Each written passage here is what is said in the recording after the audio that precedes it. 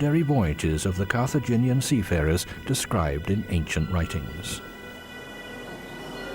In 1749, a fisherman discovered strange coins on the shore of the island of Cornwall. At the Portuguese king's court, experts identified them as being Carthaginian pieces of silver from the 3rd century BC. But the treasure was inexplicably lost in Spain. Was this evidence intentionally destroyed to ensure that Spain's claim to the discovery of America would not be contested? Carthage constantly expanded its network of trading posts. Along the Atlantic, it extended from West Africa to the British Isles. The Carthaginians learned from the changed circumstances throughout the Mediterranean. They quickly realized that domination of the seas alone, supported by a number of trading bases, was not enough. Colonies were needed. They had to be present on a military level and be able to show their strength. They didn't want to be a city of shopkeepers. This was a fateful decision. The Carthaginians felt strong. They conquered the cities and temples of their enemies on Sicily and set up their own altars. Soon the Greeks and Romans began to entertain a dreadful suspicion. What was going on in the Phoenician centers of cult worship? A temple ruin still leaves archaeologists puzzled. In the center of the shrine, a massive sacrificial stone with a blood basin and grooves for draining.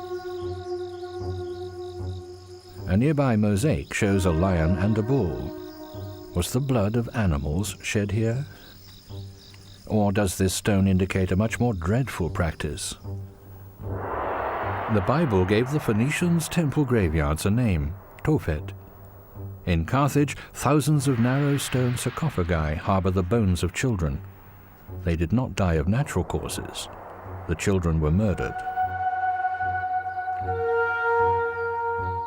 The Roman senator's emissary is to discover the whole truth. Rome's citizens are incensed when initial reports of the bloody practices of the Carthaginians begin to reach them from across the sea. The shock lies deep. But is there proof? In the Tophet, there's a collection of apparently insignificant memorial stones. Phallic symbols indicate a fertility cult. Everything here remains a mystery. Barely recognizable figures are chiseled into the stone, their meaning unknown to today's observer. An opening in the masonry leads to an old vault. In the dim light, stone monuments overgrown with moss can be made out. On the floor, black stains are reminiscent of cold fire pits marked by the remains of ashes. On the walls, small altars were set up with incense and food offerings for gods unknown to us today. The priests' holy books could shed some light on this question, but they have been lost. Not a single original chronicle of Carthage has been preserved. Only a few Greek copies remain. They reveal little of the people's relationship with their gods. Even the deciphered dedications on the memorial stones merely give the name of the donor. Some of the altars appear to be dedicated to the goddess Tanit. The relief carved into the surface displays her symbol, a silhouette with its arms crossed over its chest. A goddess who is petitioned when worries become overwhelming, when it's a matter of life and death. But her priests also demand life be sacrificed. The beguiling Tanit supplanted Astarte on the divine throne in Carthage. The rising city stresses independence in culture and religion as well. Like a predecessor, Tanit appears in seductive dress. What's the meaning of Tanit's presence in this cursed place? Another stele in the Tophet gives more precise information. A man, his typical headdress identifying him as a priest, carries a small child. It would appear to be a harmless scene if it weren't known that this is how the priests present the sacrifices to the divinity. For researchers, this is clear proof that children were sacrificed here. This makes an eyewitness account more credible to Polybius. The cruel ritual denounced in the Bible continued to be practiced in Carthage. A statue of the god receives the child sacrifice. The Bible gave it a name too, Moloch.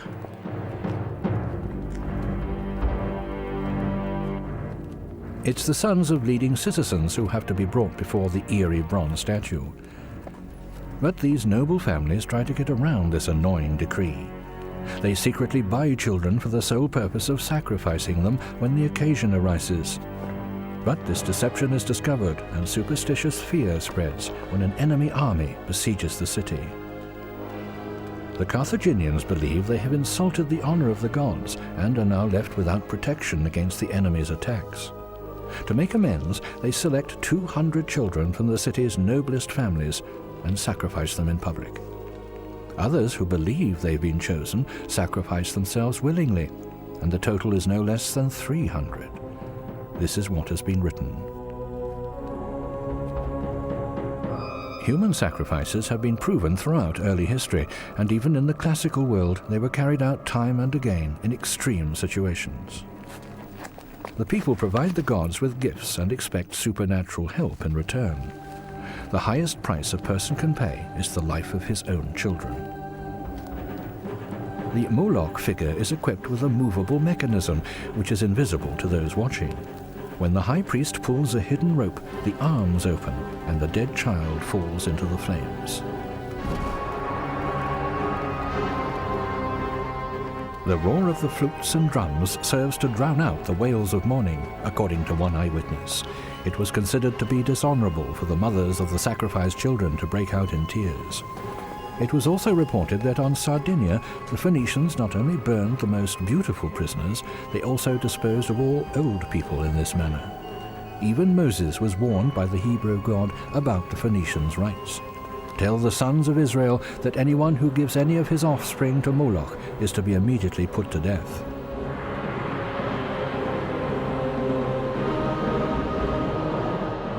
Today, the terrible place is practically unidentifiable.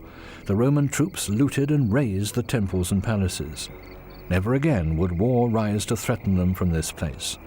Nothing was left of the priests' temple rites.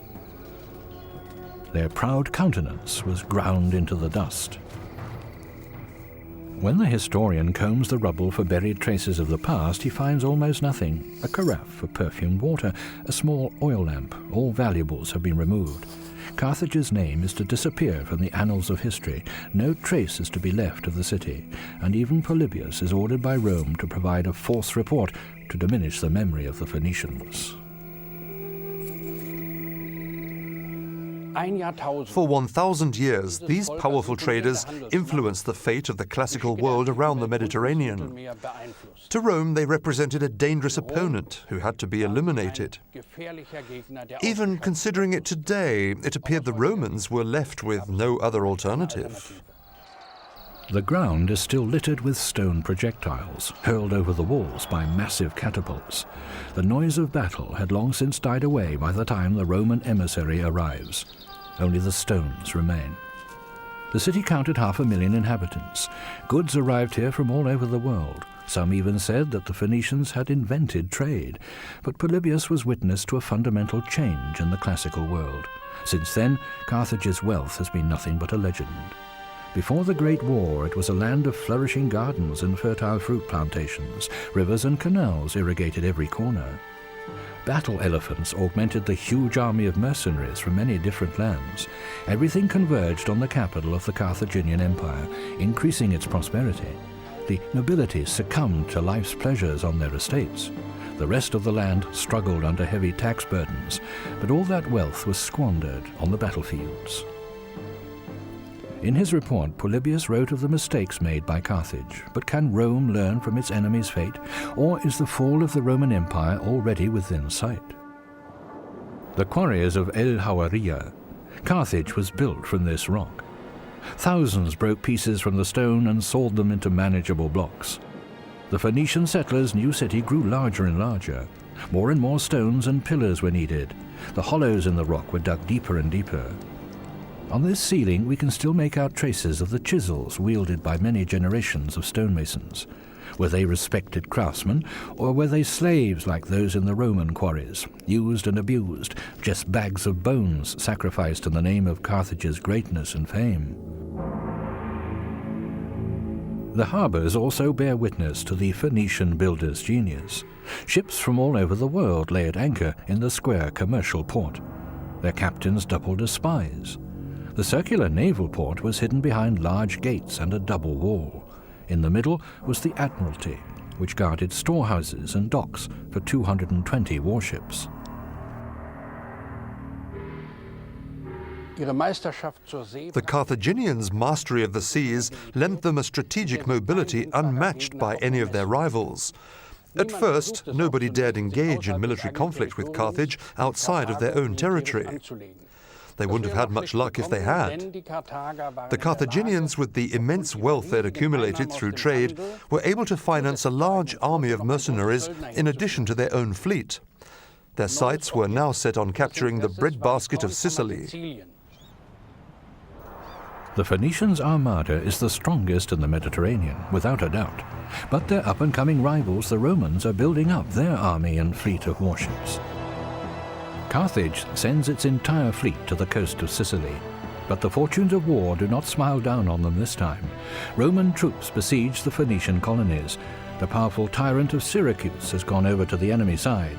It looks as though Sicily will be lost. Rome gains the upper hand. In 241 BC, two mighty fleets meet off the coast of Sicily. 120 ships carrying at least 30,000 men lurk off the coast. The tension is unbearable. After years of practice, it's time for the crew to show what they can do. One false movement of the rudder could spell defeat. As usual, the Phoenicians try to maneuver between the enemy ships and ram them from behind. But the Romans have developed new boarding bridges and turned the ocean into a battlefield for their ground troops. Rome triumphs. Carthage is forced to abandon Sicily and loses its entire fleet. 33 years later, when Hannibal declares war once again, the Romans don't take him seriously at first. He intends to use a special troop of 37 Indian battle elephants to ensure victory.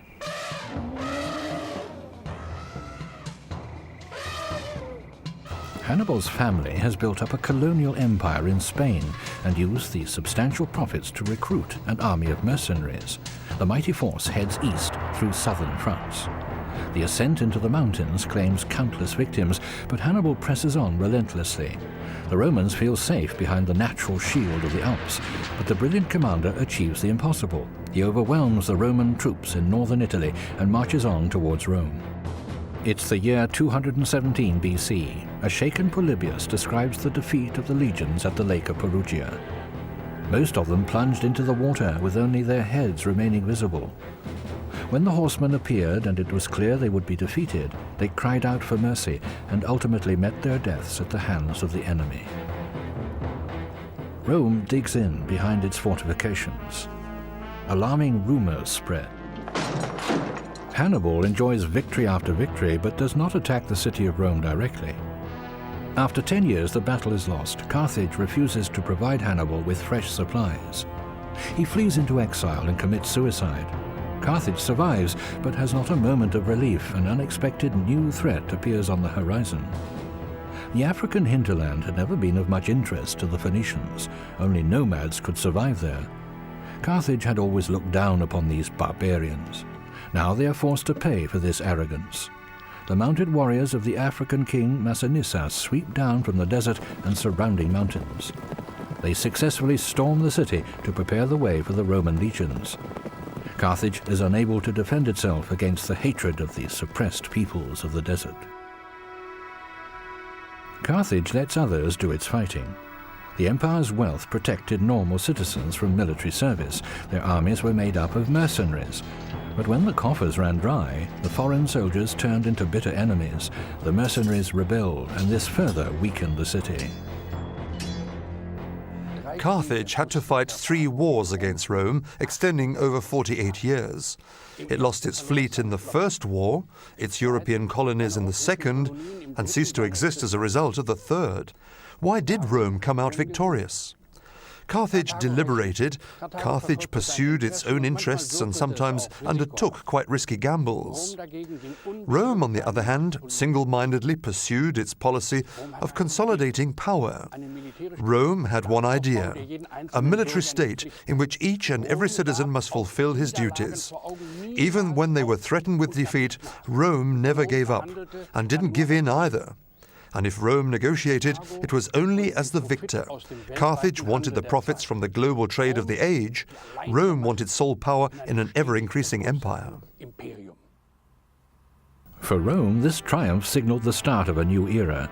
Military leaders gained more influence.